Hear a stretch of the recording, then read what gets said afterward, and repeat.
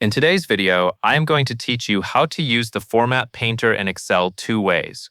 We are going to start by setting up a small example on your sheet. Then we will use Format Painter to copy formatting from one cell to other cells. Along the way, I will show you two different ways to use the tool, a single paste method and a multi-paste method. First, look at cell A1. In this step, you will label cell A1 as styled header. To do that, click cell A1 so you can see the cursor in that cell. Then type the text styled header. After the text is in place, apply two formatting changes.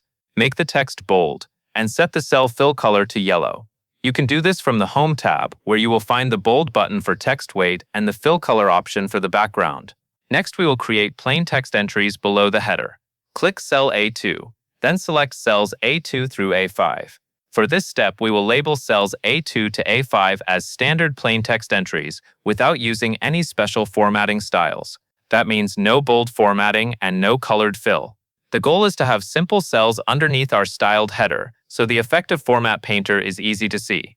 Now that the source formatting and the target cells are ready, we can begin using Format Painter. Click cell A1 to select your target format source design block.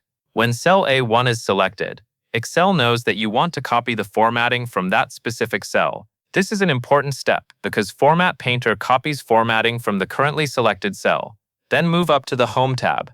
Click the Home tab and locate the Format Painter button in the toolbar. Once you find it, click the Format Painter button once. When you click it once, it prepares Excel to copy the formatting one time. This is the first way we will use Format Painter, and it is ideal when you only need to apply the style to a single cell. With the Paint tool active, click cell A2. This will paste the header formatting into cell A2. As soon as you click A2, Excel should apply the bold and yellow fill from A1. After you click, notice that the Paint tool turns off. This confirms that you used the single paste method. Next, we will use the second way, which allows multiple pastes without turning the tool off between each target cell. Click cell A1 again, so Excel returns to the formatting source. Then double-click the Format Painter button firmly. When you double-click it, Excel keeps the Paint tool active. This allows you to paint multiple cells or ranges in sequence, using the same copied formatting. At this point, you will paint the remaining plain cells. Click cells A3, A4, and A5 sequentially. Apply the style one cell at a time by clicking each cell in order. After each click, you should see the formatting from A1 appear in that cell, including the bold text and the yellow fill. The reason this works well is because the double-click keeps the tool ready until you tell Excel to stop. When you have finished painting those cells, you need to exit the multi-paste mode. Press the Escape key on your keyboard to turn off the multi-paste paint tool. This step prevents accidental formatting changes if you click elsewhere on the sheet, and that covers everything you need to know.